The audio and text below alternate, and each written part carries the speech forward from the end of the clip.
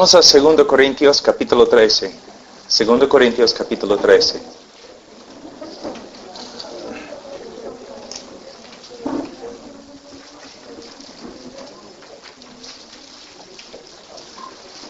Nosotros sabemos que la iglesia acá, los Corintios,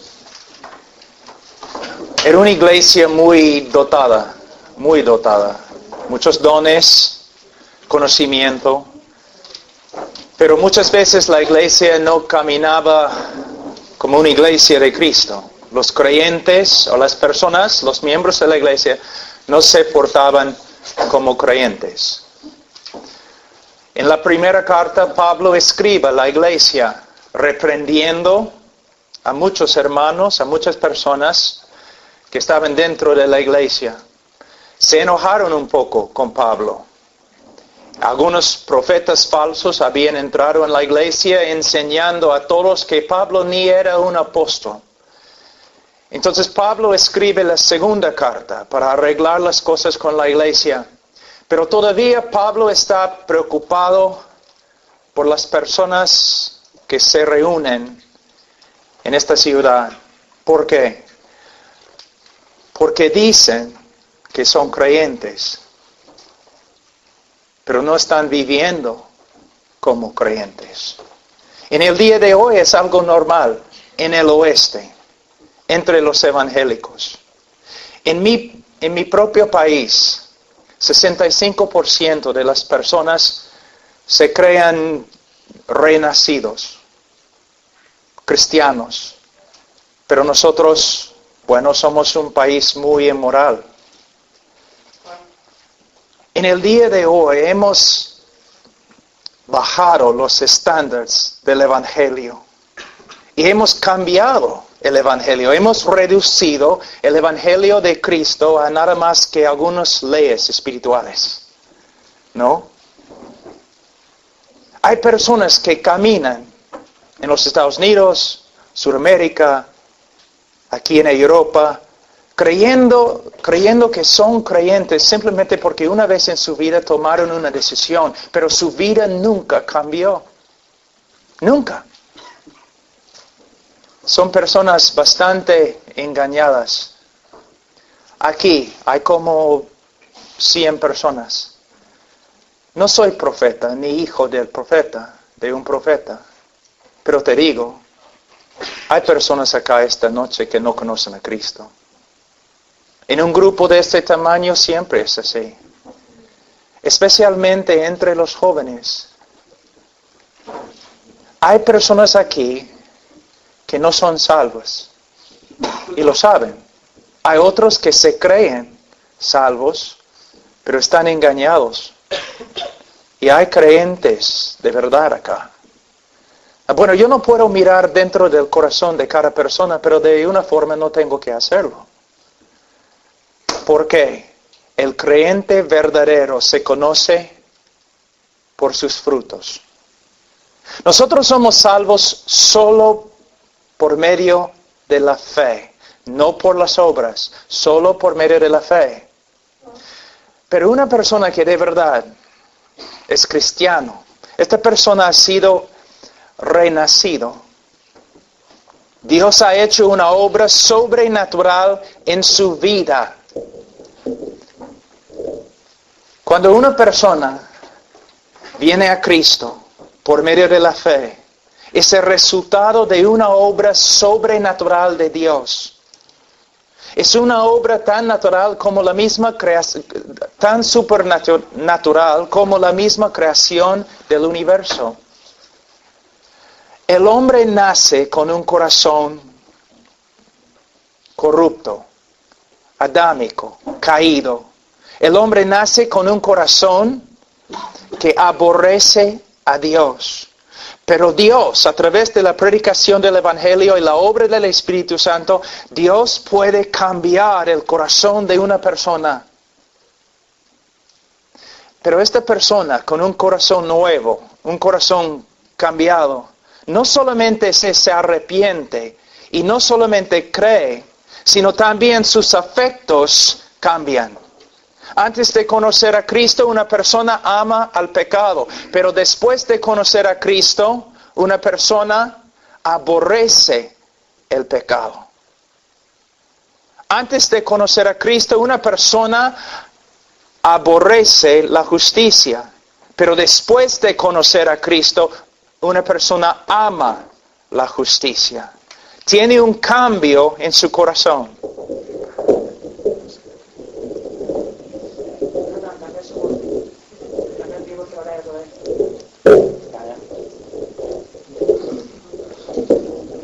Amén. Tengo una pregunta. ¿Tu corazón ha cambiado? ¿Amas la santidad? ¿Aborreces el pecado? ¿Te estás alejando más y más del mundo y acercándote más y más a Dios? Mira lo que Pablo dice. Si alguno está en Cristo, nueva criatura es. Si no eres una nueva criatura, no eres creyente. Aquí en capítulo 13 de 2 Corintios, versículo 5, Pablo está hablando a los que se dicen creyentes, pero no están viviendo como creyentes. Mira lo que él dice. Examinaos a vosotros mismos, si estáis en la fe. Probaos a vosotros mismos. ¿O no os conocéis a vosotros mismos que Jesucristo está en vosotros, a menos que estéis reprobados? ¿Qué está enseñando Pablo? Para tener la certeza de que de verdad somos salvos, debemos examinar nuestra vida. ¿Te das cuenta que en el cristianismo en el día de hoy personas hablan bastante de su decisión, ¿no? Yo tomé mi decisión, yo hice una decisión, yo oré, yo recibí a Cristo, yo levanté mi mano, Cristo me ha salvado. Pero Pablo aquí dice que para tener la certeza de nuestra salvación, la seguridad de nuestra salvación, debemos examinar nuestro estilo de vida. Pero ¿cómo vamos a hacerlo? Por medio de examinar mi vida a la luz de las Escrituras. Vamos ahora a 1 de Juan.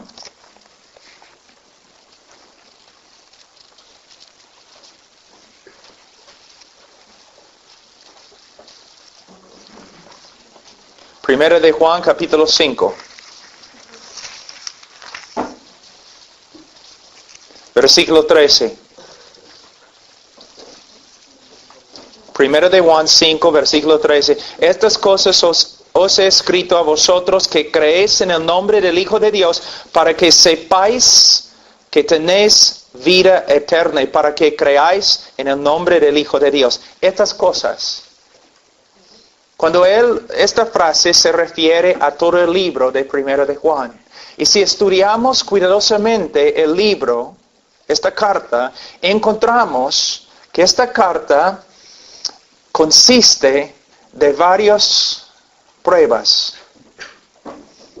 Y que cada creyente debe examinarse a la luz de lo que Juan ha dicho acá. Él nos da algunas de las características más importantes de una persona que de verdad es cristiana. Y debemos comparar nuestro estilo, nuestra manera de vivir con lo que Pablo ha escrito acá. Y si vemos contradicciones, debemos tener miedo. De nuevo, yo no conozco a ustedes, pero en un grupo de ese tamaño, yo sé. Algunos de ustedes van a la iglesia. Aún saben cómo hablar como creyente. Pero cuando no estás en la iglesia, cuando estás con tus amigos, cuando estás a solas, tú no vives como creyente. Y no hay ningún deseo en tu corazón para seguir a Cristo de verdad. Tú estudias no las Escrituras, sino el mundo. Tú no quieres ser como Cristo, quieres ser como los demás en el mundo. Tú no aprendes de Cristo, sino aprendes de ellos. Estás engañado. Y si mueres esta noche vas a ir al infierno. Es un asunto muy serio, muy serio. Hay tantas personas en este mundo, tantas personas dentro de los evangélicos que se creen salvos, pero no son salvos. Y hay personas aquí, engañadas. Nunca debemos olvidarnos lo que Cristo dijo. Por sus frutos los conoceréis. Por sus frutos. No por medio de lo que sale de la boca. No por medio de su confesión. Porque muchos van a acercarse a Cristo en el día de juicio y van a decir, Señor, Señor. Y el Señor va a decir, apártense de mí.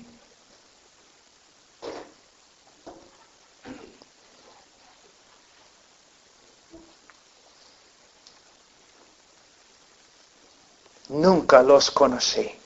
Nunca. Mira, antes de examinarnos a la luz de 1 de Juan, vamos un ratito a Mateo.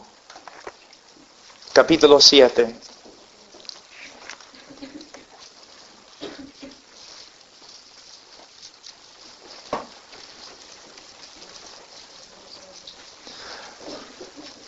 Mira, todos sabemos que Cristo era una persona llena del amor de Dios.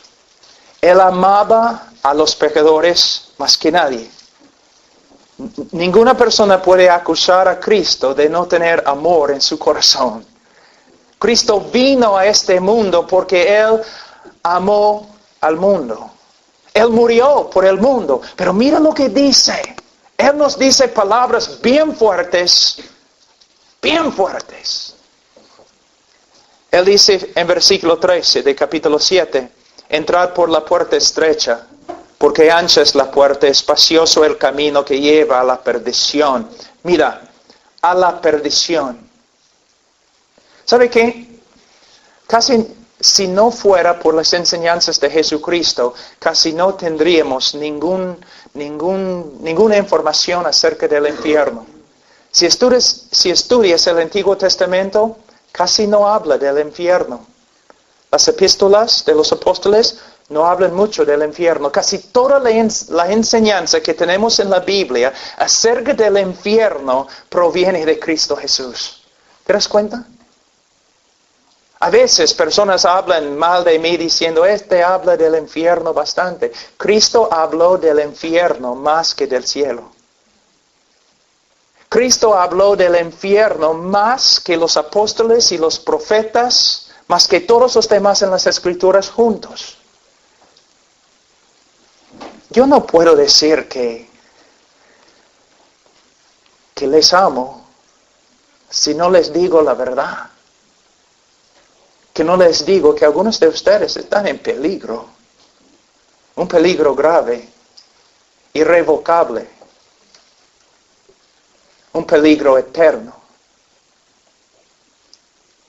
Él dice, entrar por la puerta estrecha, porque ancha es la puerta y espacioso el camino que lleva a la perdición. Y mira, y muchos son los que entran por ella. Porque estrecha es la puerta y angosto el camino que lleva a la vida, y pocos son los que la hallan. ¿Qué está enseñándonos? ¿Está enseñándonos que podemos ser salvos por medio de las obras? No. ¿Podemos ser salvos por medio de nuestra manera de vivir? No. Jesús claramente enseñaba que el hombre puede ser salvo solamente por medio de la fe. Pero aquí Él está enseñándonos algo muy importante. Los resultados de una fe verdadera. Una persona que de verdad ha creído en Cristo para la salvación, no va a caminar en este camino espacioso, sino va a caminar en un camino bien marcado por la voluntad de Dios, por la palabra de Dios. En el día de hoy yo veo un problema muy grande. Hay cristianos que dicen, o se dicen cristianos, que dicen, amo a Cristo, Cristo es mi Salvador, pero ellos caminan como un estilo de vida en el camino espacioso. Viven como el mundo. No se nota nada de santidad en su vida, nada de separación, pero caminan en el mismo camino con el mundo. Y no sé cómo es en España, pero en Estados Unidos rara vez se encuentra un pastor que habla en contra de lo que están haciendo. No sé si temen a los hombres, que no quieren perder sus iglesias, no sé. Pero tenemos un montón de evangélicos que están diciendo, soy cristiano, pero viven como el mundo. Hablan de las cosas del mundo más que las cosas del Señor. Aman al mundo, se nota en sus caras, en su manera de vivir. Cristo dice que no. Una de las evidencias de que de verdad has creído en Él es que no vas a caminar como el mundo, sino que poco a poco Él te va a cambiar, te va a transformar. Él dice, ahora, versículo 13 y 14, es muy importante entender estos dos versículos en su contexto.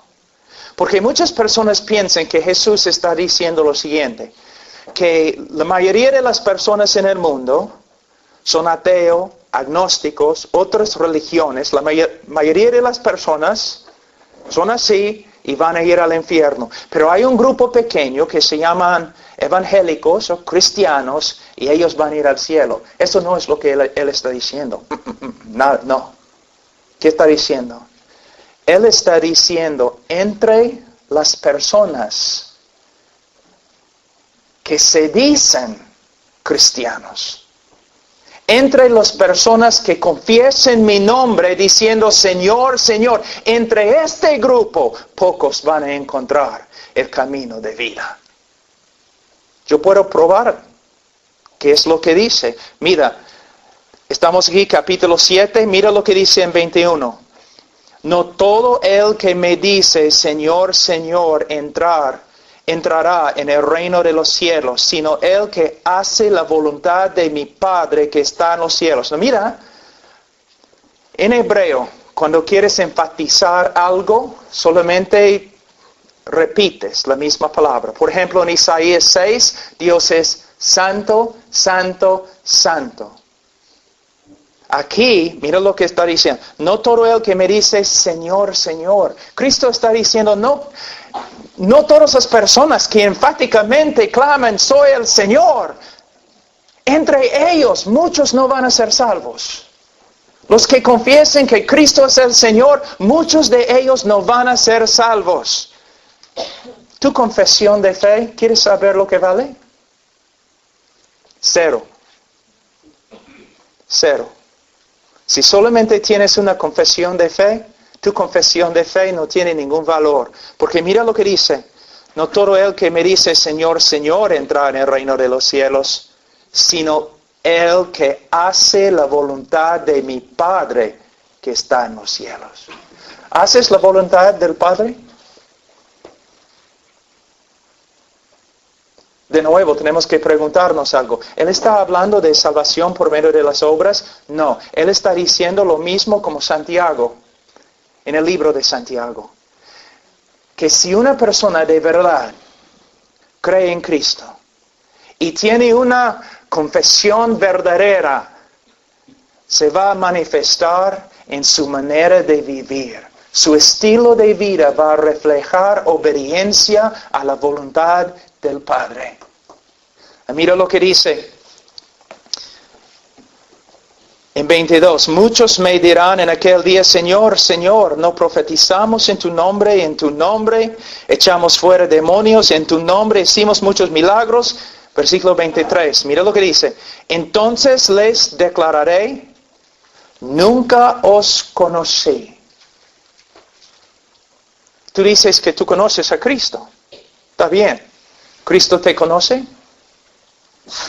Si yo voy a la Casa Blanca esta noche y digo, quiero entrar, ellos no van a permitir que yo entre. Si digo, bueno, pero yo conozco Barack Obama, yo lo conozco, todavía no voy a entrar. Pero si Barack Obama sale de la Casa Blanca y dice, yo conozco a Pablo Washer, yo voy a entrar. Tú puedes decir todo el día que tú conoces a Cristo, pero ¿Cristo te conoce? Y mira lo que dice. Entonces les declararé, nunca os conocí. Escucha, apartaos de mí, hacedores de maldad. Esta palabra proviene de una palabra griega que es muy importante. Anamas. A significa no. Namas. Ley. Sin ley. Lo que Cristo está diciendo, y escucha muy bien. Él está diciendo, apártense de mí, los de ustedes, que confesaban mi nombre como Señor, pero vivieron en la tierra como si yo nunca les hubiera dado una ley para obedecer. Muchos de ustedes, soy cristiano, pero ni saben lo que son las leyes de Cristo. No les importa. De verdad, no les importa. Cristo está diciendo, tú dices que eres mi discípulo, pero tú vives como si nunca te hubiera dado una ley para obedecer. Tú vives como quieres. Tú haces todo conforme a tus pensamientos. Todo conforme a la carne. Todo conforme a lo que el mundo está haciendo. Tú haces lo mismo, pero dices que yo soy tu Señor. Es una mentira. Apártate de mí. Algunos de ustedes en este cuarto, si mueren ahora, van a escuchar lo mismo. Porque tienen una fe que no produce ningún fruto.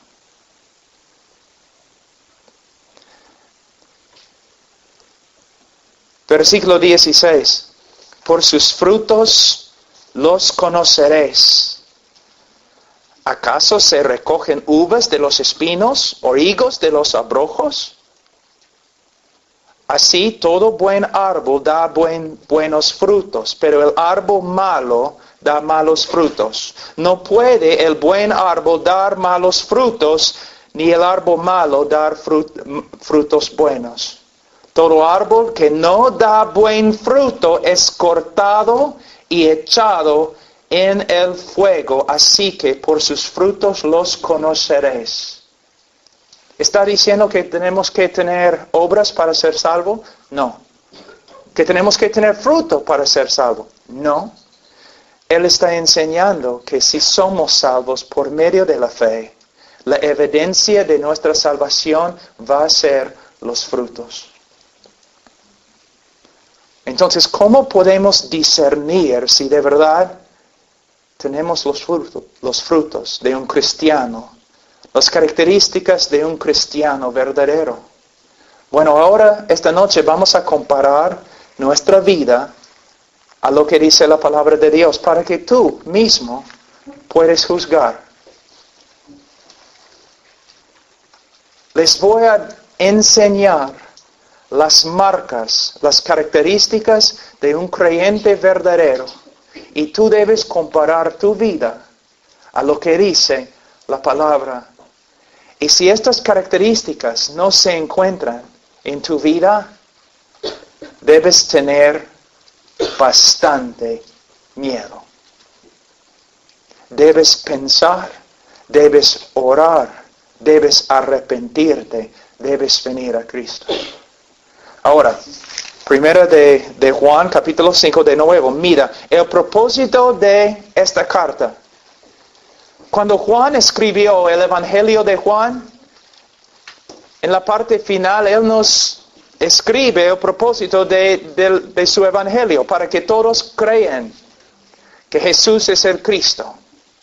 Ahora en esta carta, él también nos enseña cuál fue su propósito en escribir la carta. Y él dice, estas cosas, el libro de Juan, primero de Juan, estas cosas os he escrito a vosotros que creéis en el nombre del Hijo de Dios, para que sepáis que tenéis vida eterna. Entonces vamos a empezar la examinación. Primero de Juan, capítulo 1. Él dice en versículo 5, este es el mensaje que hemos oído de Él y os anunciamos. Dios es luz y no hay ningunas tinieblas en Él. ¿Qué significa? Cuando la Biblia dice aquí, en 1 de Juan, que Dios es luz, bueno, sí significa que no tiene pecado, que es santo, pero más Juan está hablando de la revelación de Dios. Lo que él está enseñando es lo siguiente. Dios no es un Dios esotérico, oscuro, escondido. Dios nos ha revelado quién es y lo que Él espera de nosotros. Dios nos ha revelado su voluntad. ¿Ok? Vamos a seguir. Si decimos, versículo 6, que tenemos comunión con Él, si decimos que somos creyentes, si decimos que somos hijos de Dios, si decimos que somos cristianos y andamos en tinieblas, mentimos y no practicamos la verdad. Ahora, ¿qué está diciendo? Primeramente, la palabra andar proviene de una palabra griega, peripateo, que pateo significa caminar. Peripateo significa caminar por todos los lugares.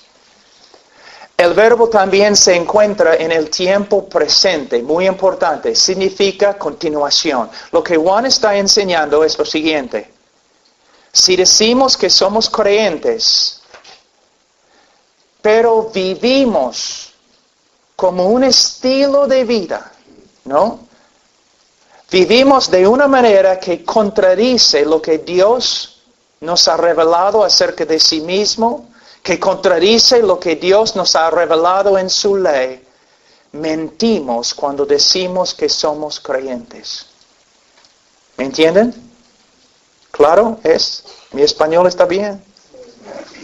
Si decimos que somos creyentes, pero nuestro estilo de vida contradice lo que Dios nos ha mostrado acerca de sí mismo y acerca de su voluntad, mentimos cuando decimos que somos creyentes. Ahora, hay que entender este pasaje. Él está hablando de un estilo de vida. ¿Qué significa? Si tú me sigues con una cámara así, clic, ¿no? Este tipo de cámara que toma solamente una foto, ¿no? Entonces tú puedes estar detrás de mí todos los días. Y un día, cuando me enojo o algo así, o no tengo paciencia con mis hijos o algo así, tú puedes tomar la foto, clic. Y tú puedes decir a todo el mundo, basado en este texto, Pablo Washer no es cristiano. Mira su cara, tanto enojo, impaciencia, mira. Pero no sería la verdad. No es una evidencia buena de verdad cómo soy. Has tomado solamente una foto. Pero si tú me sigues un año, 24 horas al día con una cámara de video, entonces vas a ver no un momento en mi vida, sino un estilo de vida.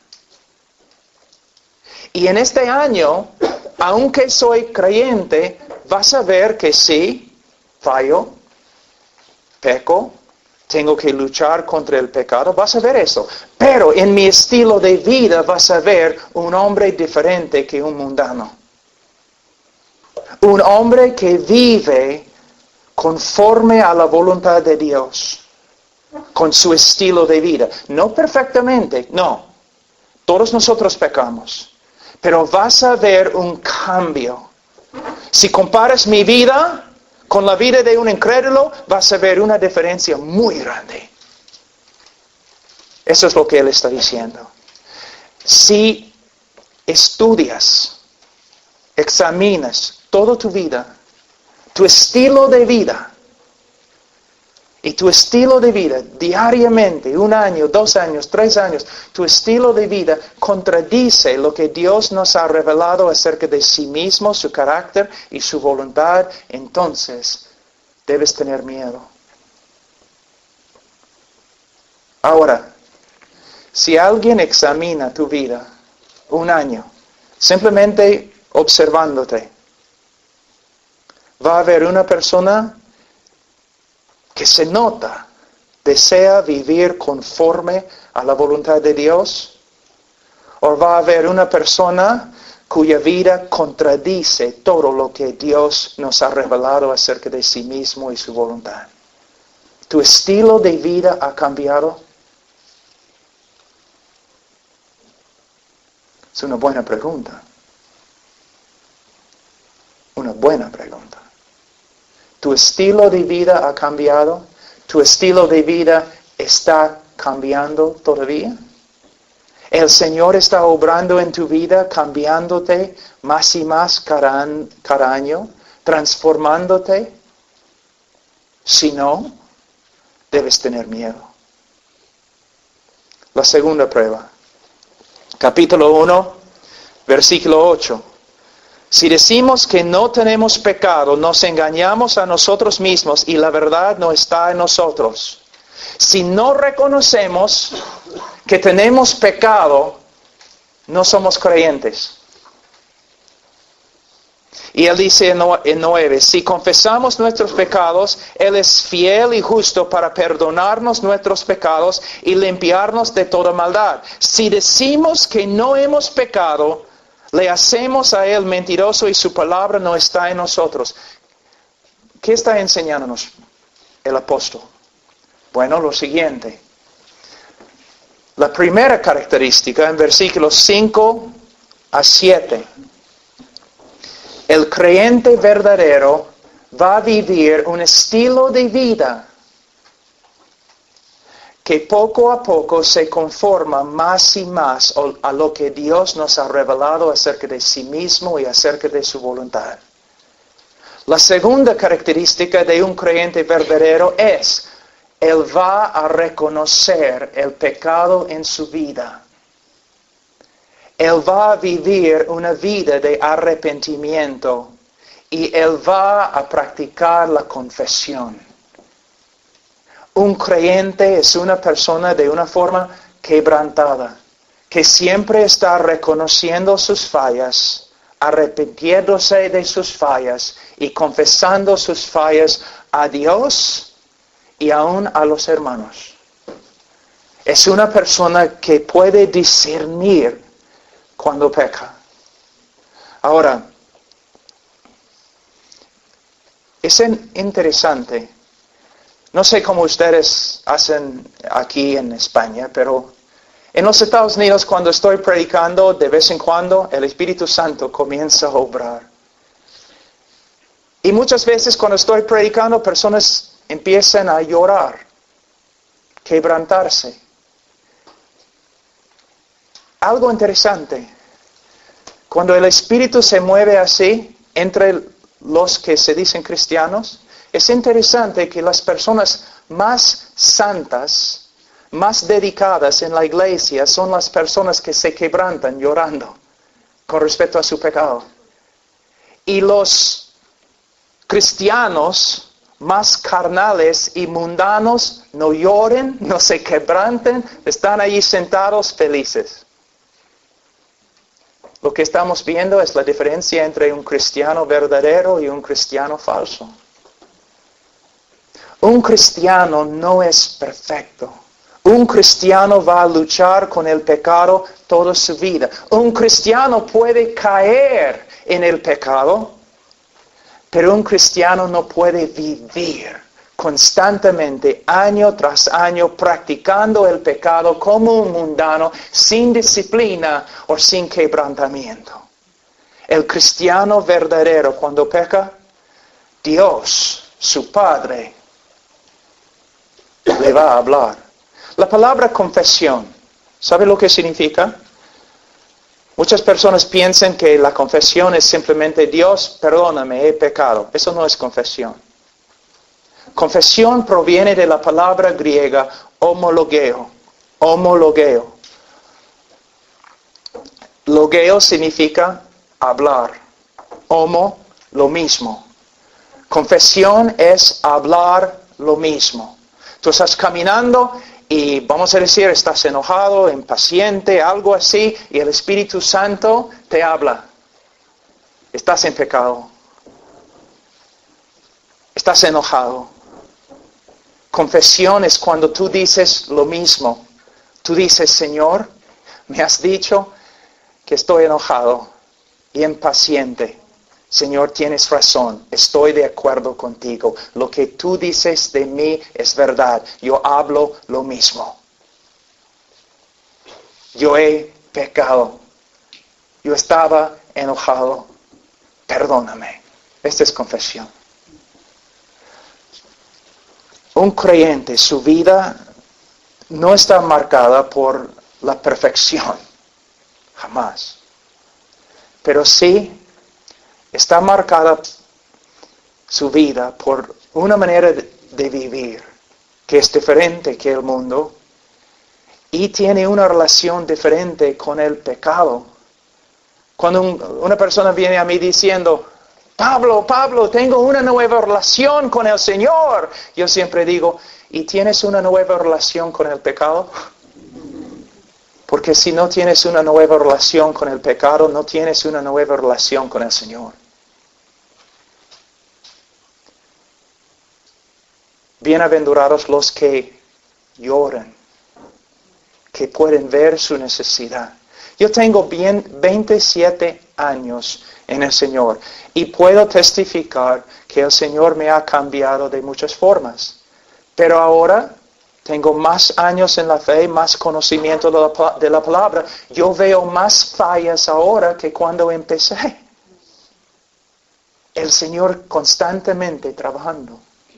Yo les voy a dar un ejemplo que enseñé esta mañana a un grupito ahí en la cafetería. Un hombre inconverso.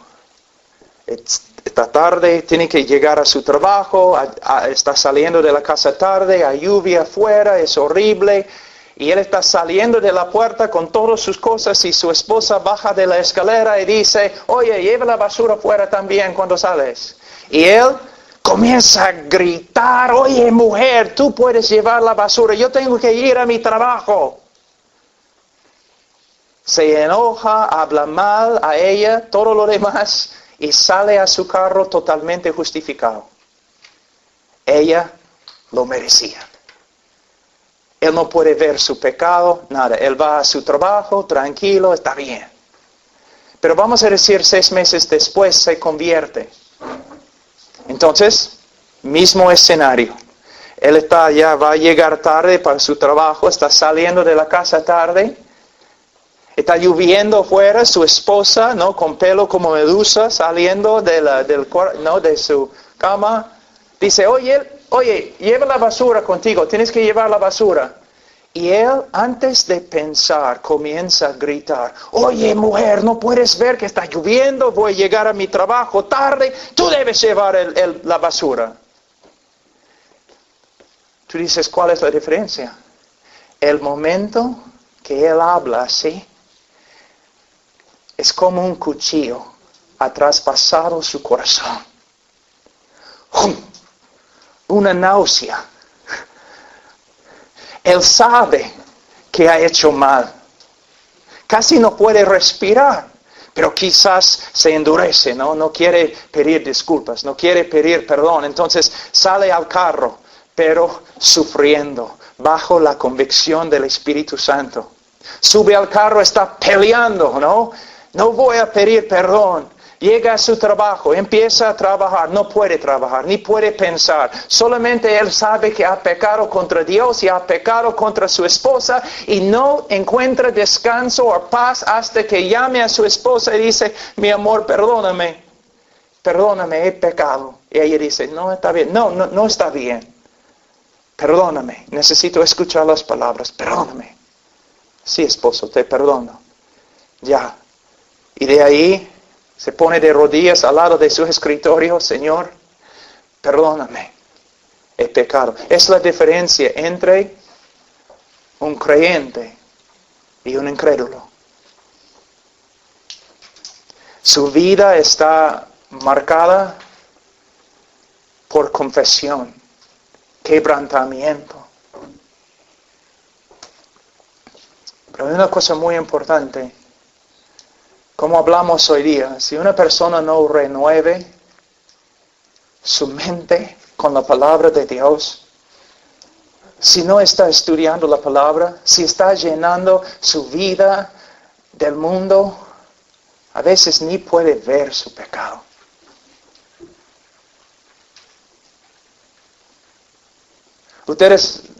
Algunos de ustedes sí, pero la mayoría no sabe cuán difícil es predicar.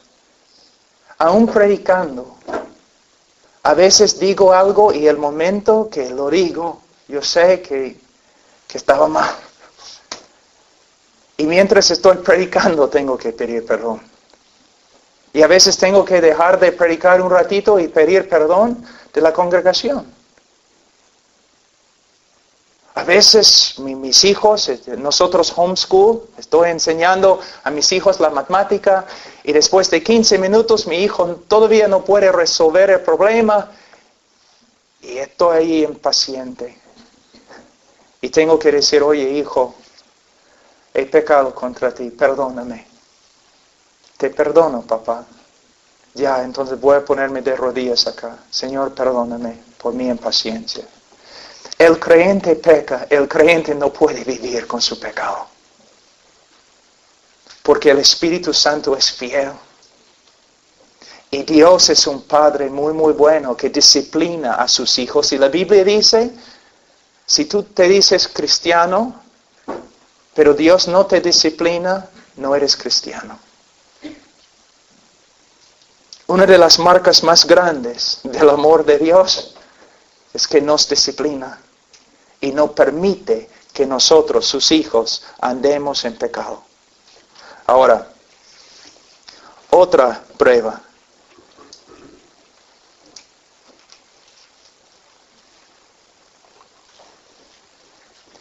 Capítulo 2, versículo 3.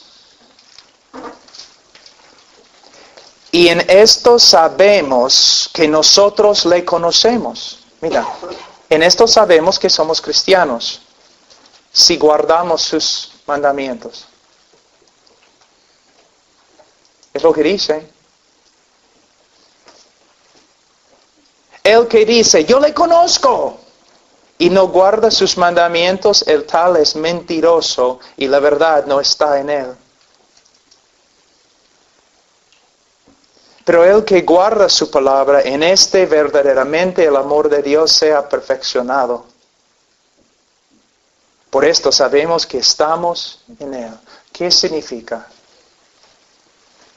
Nosotros sabemos que aún los cristianos más maduros pecan, fallan, tienen debilidades. Entonces, ¿qué significa este texto? De nuevo, tienes que entender que Juan está usando verbos en el tiempo presente. Está hablando de un estilo de vida. Significa que una persona que de verdad es un creyente va a tener una nueva relación con los mandamientos de Dios. Voy a usar mi vida como una ilustración. Antes de conocer a Cristo, yo no quería saber nada de sus mandamientos, de su voluntad. ¿Qué me importa? No voy a leer la Biblia. no intentaba obedecer a Dios, conocer su voluntad. Cuando yo vivía en desobediencia no me importaba. Un incrédulo. Pero después de convertirme, ¿qué pasó? Una nueva relación con los mandamientos de Dios. Ningún hombre guarda los mandamientos perfectamente, pero el cristiano tiene un estilo de vida que refleja obediencia. Tiene una nueva relación con la palabra de Dios. ¿Recuerdan lo que dije antes? Si una persona viene a mí y dice, tengo una nueva relación con Dios, yo siempre pregunto, ¿y tienes una nueva relación con el pecado? Pero también pregunto, ¿y tienes una nueva relación con su palabra, con sus mandamientos, con su voluntad? Algunos de ustedes saben exactamente lo que estoy diciendo, porque han experimentado lo mismo en su vida. Antes de conocer a Cristo, ustedes no se preocupaban por saber lo que decía Dios. No se preocupaban por entender la voluntad de Dios o obedecer la voluntad de Dios o confesar tus pecados cuando desobedecías la voluntad de Dios. No, pero después de convertirse, ustedes empezaron a tener interés. ¿Qué ha dicho Dios? ¿Qué dice Dios en su palabra? ¿Cuáles son sus mandamientos? ¿Cuál es su propósito para mi vida? ¿Ves? Una nueva relación con la palabra de Dios. ¿Tienes una nueva relación con los mandamientos de Dios? La Biblia dice, para el creyente los mandamientos de Dios no son gravosos, son su deleite. ¿Los mandamientos de Dios son tu deleite? ¿Te esfuerzas para saber lo que ha dicho Dios? ¿O simplemente te crees cristiano porque vas al grupo de jóvenes? Y no eres tan malo como los demás. Otra prueba. Versículo 6. El que dice que permanece en Él, debe andar como Él anduvo. Tú dices, entonces todos nosotros vamos al infierno. ¿Quién anda como Él anduvo? Tú debes sentarte un día con los pastores, ¿no? Cuando están hablando entre sí. Sí, pueden contar los pastores de sus victorias. Nos sentamos ahí como el Señor ha hecho esto, el Señor me ha cambiado. Pero también los pastores dicen, mira hermanos, oren por mí, porque todavía, caramba, no soy como debo ser. Entonces, ¿qué significa este texto? Si ni aun los pastores andan como Cristo siempre, entonces, ¿qué significa este texto? Yo les voy a dar otra ilustración. Cuando yo era un niño, así de más o menos ese tamaño, mi papá era un hombre muy duro. Y él, cada mañana, como las 5:30 en la mañana, él entraba a mi cuarto y me decía, Pablo, levántate, no hay descanso para los malos. Y mi papá era muy duro. Si él dice, levántate, tú debes levantarte. Entonces yo me levantaba y nosotros salíamos a dar alimentos a los caballos, a las vacas, especialmente en el invierno con la nieve. Y mi papá era un hombre grande y caminaba no así. Y yo como un niño, yo quería ser igual, como mi papá, ¿no? Entonces yo tenía un balde así con agua, llevando agua a los caballos, y mi papá, yo estaba tratando de caminar como él. Como una araña borracha o algo. No, cayéndome y todo lo demás. Pero mira, una persona viendo eso podría haberse burlado. Pero no había duda que había un niño que quería caminar como su papá. Se notaba. A pesar de su debilidad, a pesar de sus fallas, viendo la vida de este niño, no había ninguna duda. El niño quería ser como su papá. Es lo que significa este texto. Cuando una persona ve el estilo de tu vida. Esta persona va a decir, mira, esta persona, a pesar de sus fallas y todo lo demás, esta persona se nota. Él quiere ser como Cristo. Él quiere andar como Cristo. Él quiere reflejar la misma vida de Cristo. ¿Pueden ver esto en ti? Una pasión, un deseo de vivir, de caminar como Cristo. O simplemente van a ver una persona como cualquier otra persona mundana, incrédula.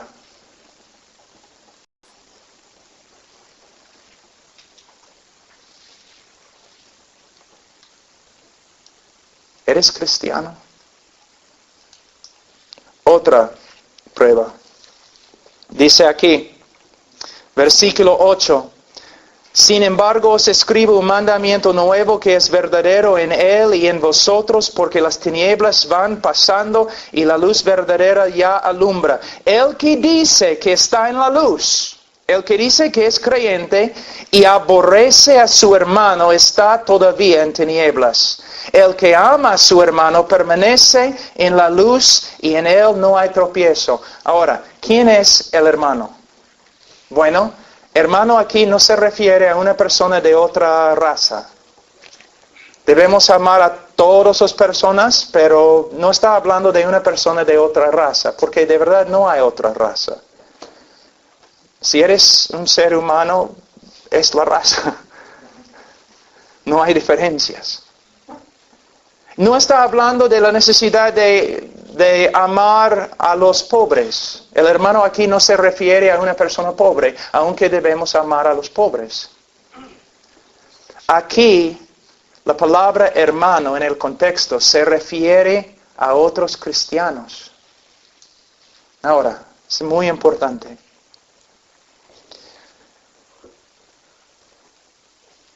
¿Buscas comunión con otros cristianos para hablar de Cristo? ¿Buscas ser siervo a otros cristianos en el nombre de Cristo? Yo tengo que tener cuidado aquí porque muchas veces los jóvenes en los grupos en la iglesia, grupo de jóvenes, los jóvenes quieren salir juntos y todo, pero casi nunca hablan de Cristo. El momento que el servicio se acaba, salen a tomar un Coca-Cola o algo así, comer algo, pero no para hablar más de Cristo o la Escritura. ¿Tú hablas de Cristo solamente cuando estás en un grupo de jóvenes y tienes que hablar de Cristo? ¿Sales con tus amigos simplemente para conversar acerca de Cristo o la Biblia? ¿Quieres estar con otros cristianos muy dedicados para aprender de ellos? Yo recuerdo antes de convertirme, yo en un gimnasio de bastantes hombres pesistas, hombres bestias, ¿no? Y otro lado de la calle, una calle pequeña. Otro lado de la calle había una iglesia, la primera bautista de Brookport, recuerdo. Y cada miércoles en la noche, como a las 6:30, los hermanitos comenzaron a llegar a la iglesia. Yo siempre bajaba todas las ventanas y subía el volumen de la música en el gimnasio con mi canción favorito, Highway to Hell, AC/DC. Solamente para fastidiar a los hermanitos. Sí. Yo no amaba a los creyentes. Yo me burlaba de los creyentes. Yo fastidiaba a los creyentes. Pero el día que el Señor me salvó, mis afectos cambiaron. Yo quería estar con creyentes, hablando de Cristo, comunión, compañerismo, ir a la iglesia, escuchar los sermones del pastor, una persona diferente. Yo voy a verles algo muy importante, que no solamente vas a aprender algo acerca de lo que significa amar a un hermano, también vas a aprender algo acerca de cuán peligroso es interpretar las Escrituras a la ligera. Vamos a Mateo.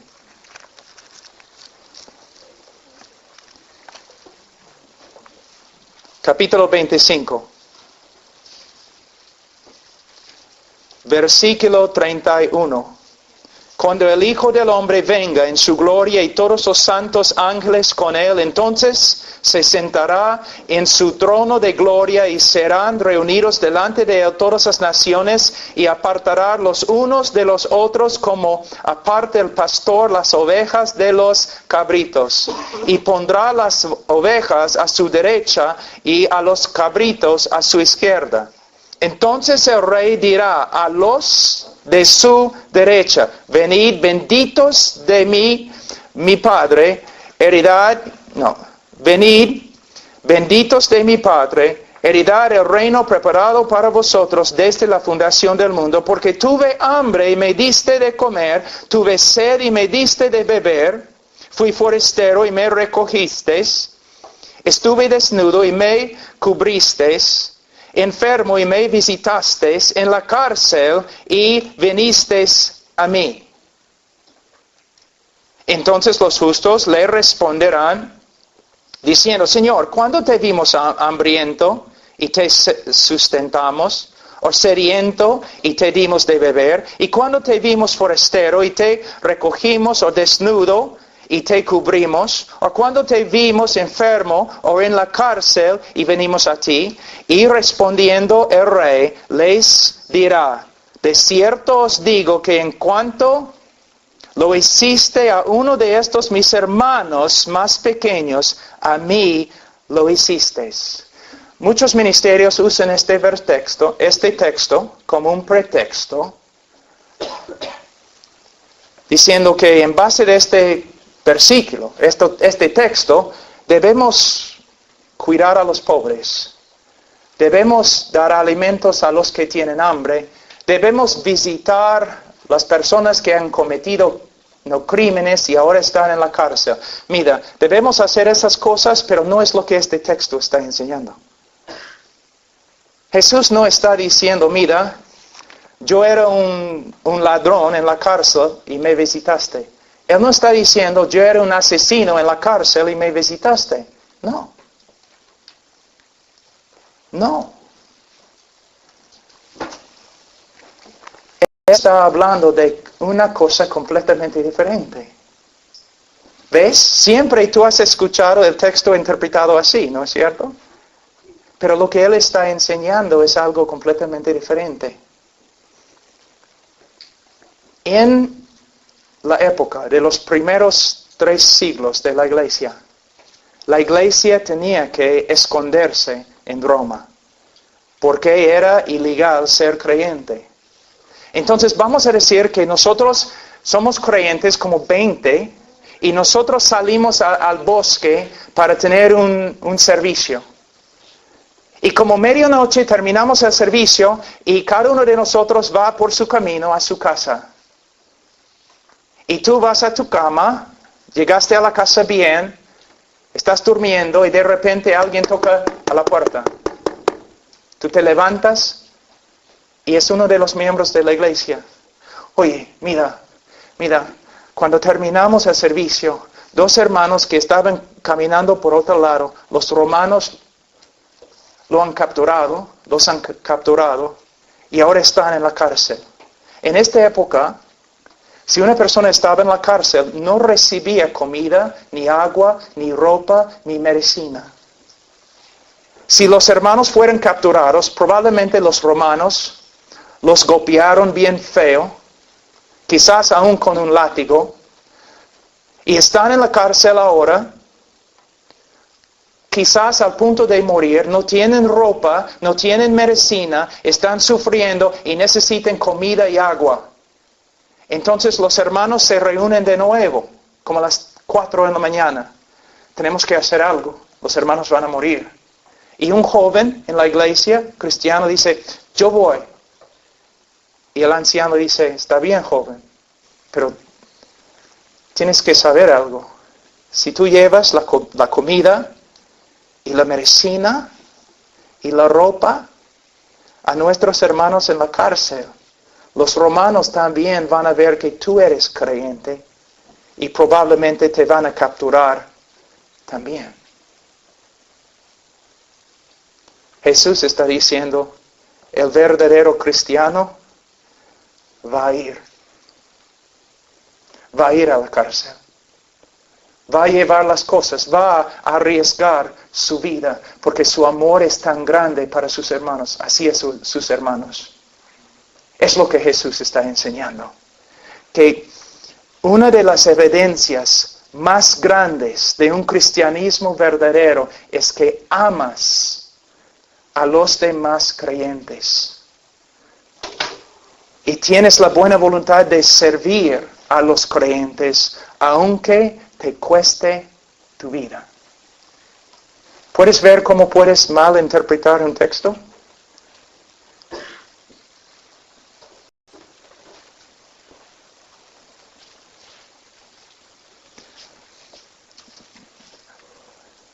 Chicos, chicas, cuando ustedes salen para divertirse, ¿se juntan con otros cristianos para servir a Cristo?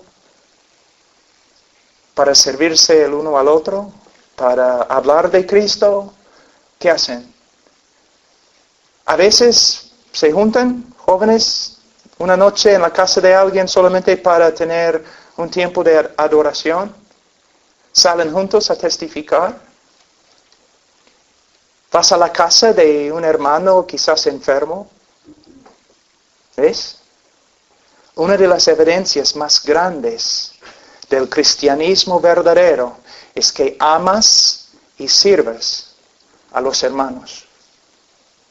Vamos, tenemos tiempo para una prueba más, creo.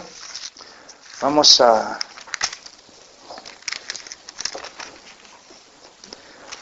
Primero de Juan, capítulo 2. Versículo 15. No améis al mundo, ni las cosas que están en el mundo. Si alguno ama al mundo, el amor del Padre no está en él. Porque todo lo que hay en el mundo, los deseos de la carne, los deseos de los ojos y la vanagloria de la vida, no proviene del Padre, sino del mundo. Y el mundo pasa y sus deseos, pero el que hace la voluntad de Dios permanece para siempre. ¿Amas al mundo? ¿Qué es el mundo? Siempre estamos hablando del mundo. ¿Qué es el mundo? El mundo es cualquier idea, sistema, obra, acción, teoría, cualquier cosa que contradice la voluntad de Dios. Les voy a dar algunos ejemplos. Un hombre que trabaja para enriquecerse. No para la gloria de Dios, no para servir a otros, solamente para enriquecerse. Está viviendo, está amando al mundo. Un chico, una chica sensual,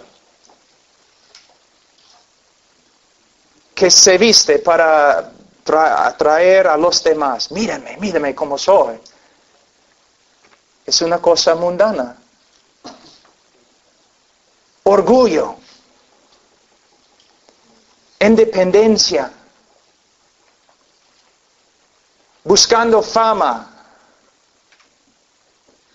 Es el mundo. Casi todo, miren solamente las personas fuera de la iglesia. Y algunos dentro de la iglesia. ¿Están buscando a Cristo? ¿Están buscando las cosas eternas? No. Están buscando las cosas del mundo, el materialismo.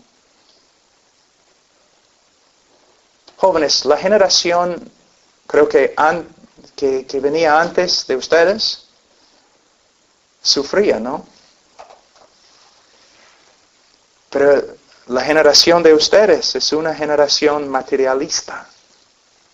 Quiere cosas, una vida fácil. El mundo. Amas al mundo. Algo muy importante en versículo 17. El mundo pasa. Esta palabra, en griego, su voz es, ¿cómo se dice en castellano? Middle voice. Voz media. O es un verbo con voz pasiva. Que el mundo pasa puede significar que simplemente el mundo está pasando. Pero podemos traducir este texto que el mundo, que alguien está detrás del mundo, empujando al mundo para que se pase. Y esta persona es Dios. Dios está detrás, moviendo el mundo a su destino final, la destrucción. Él está empujando con su soberanía al mundo. Y si estás viviendo para las cosas de este mundo, estás viviendo para cosas que no van a permanecer. Como dije ayer, tu juventud, ya, 5 o 6 años más, chao. Tu fuerza, tu belleza, chao. Bienvenido al club de los ancianos. Así.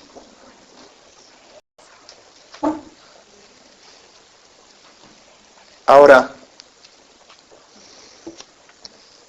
todo este libro está lleno de pruebas.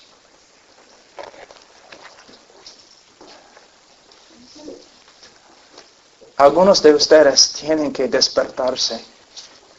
Están jugando con el cristianismo. Se dicen creyentes.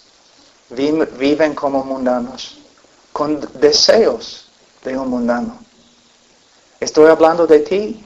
Arrepiéntate. Y cree en el Señor Jesucristo. Y serás salvo.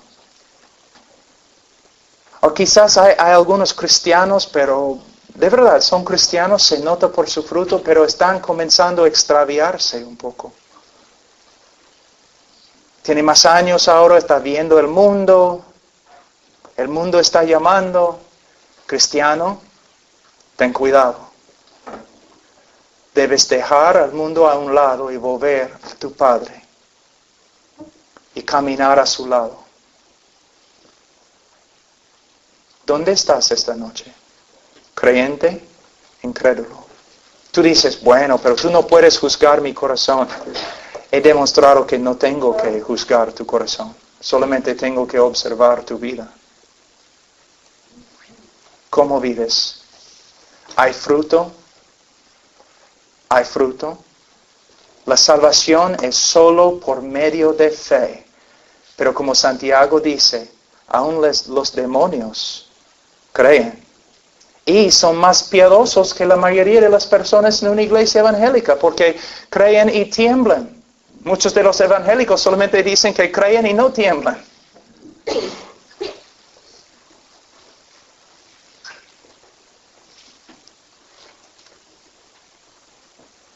A veces el Señor manda a una persona para que hable contigo.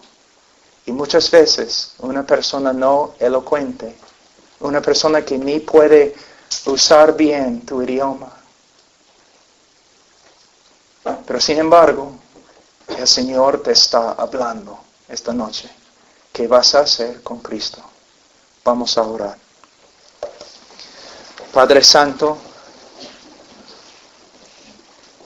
Señor, yo oro por estos jóvenes.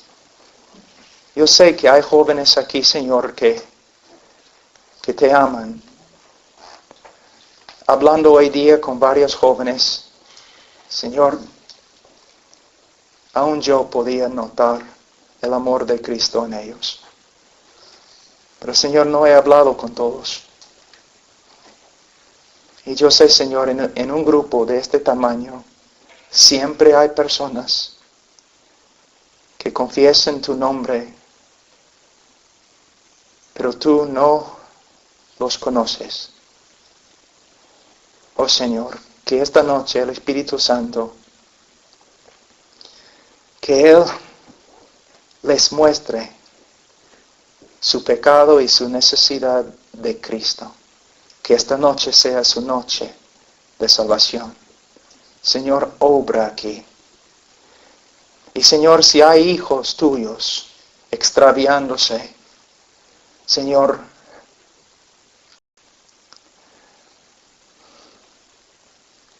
dales el temor de Jehová.